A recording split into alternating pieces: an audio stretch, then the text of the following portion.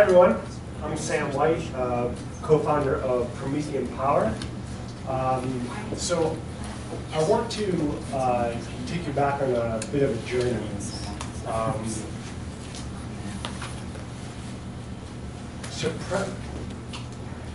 let me set this up and we're all set. All right, so Promothean Power won second place at the MIT 100K business plan competition way back in 2007.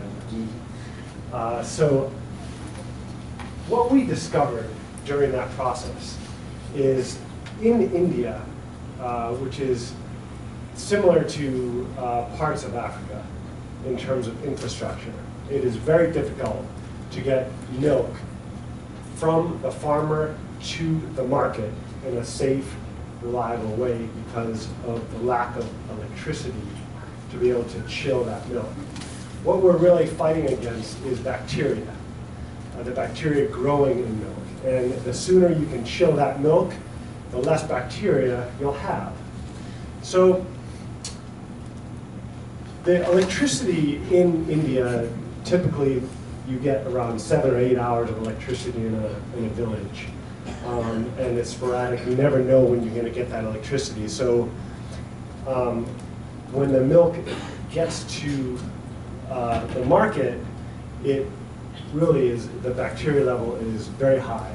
The only option that they have available today is a traditional milk chiller, which you're forced to use a diesel generator because of the lack of electricity. And everyone boils that milk, which means you're boiling a lot of the nutrients that comes with the milk.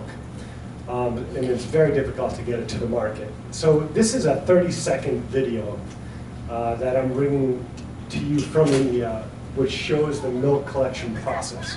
They milk the cows in the morning. Each farmer owns 1 to 5 cows. They aggregate that milk in the center of the village. When I'm in India, this was my office. And they test that milk, and now the race begins. They race that milk 20 kilometers away. They do the smell test. Is this familiar to anyone in the room? Okay. All right, we got a few dairy people here.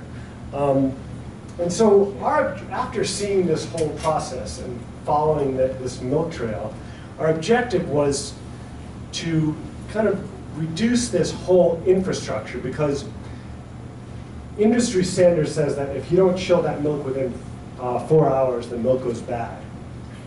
They're averaging 6 hours in India. So our objective was to be able to chill this milk at the village level without a diesel generator.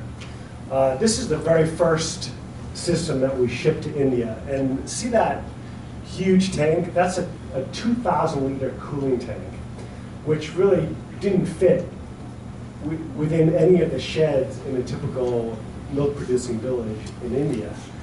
So we went back to the drawing board, and we, after a year of doing R&D, after that failed attempt, we were able to reduce that cooling tank from a 2,000-liter cooling tank, chilling only 500 liters of milk, to a 500-liter cooling tank, chilling 1,000 liters of milk.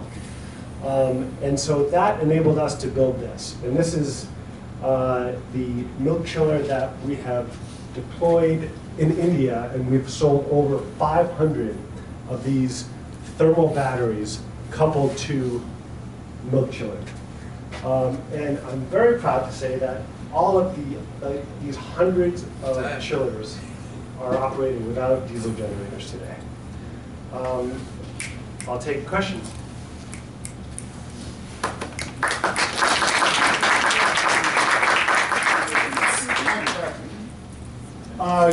With the sporadic electricity that you do get, you run a chiller unit to bring the temperature of the phase change material that's inside here to below freezing, minus 5 C. Yeah. So is your focus rural or urban? Our focus is the farming communities where they're milking the cows. So because urban, I'm from Mumbai, I grew up in Mumbai. Boston is home for many years now. But this city, the town that I came from, the suburbs of Mumbai, has the biggest milk village.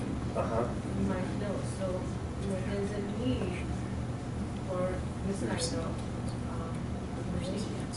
Yeah, we're actually we're working with Amul in Virat outside of Bombay. We have 10 chillers up and running there. Yeah. How affordable is it? We actually, it's very interesting.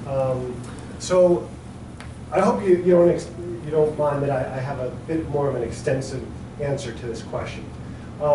We were not able to sell a $10,000 unit to a village community. So what we did, we kind of feel like we cheated, but we sell to the dairy processors who collect this milk. And they're the companies that have the ability to pay for the systems. And that's what enabled us to be so successful. And so I want to take you back to Ryan's presentation at RightGrid, where they're trying to sell these solar-powered phone chargers.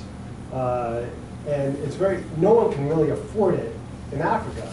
But what they're doing is selling it to the telecommunication companies and the beverage distributors who can benefit from those stations.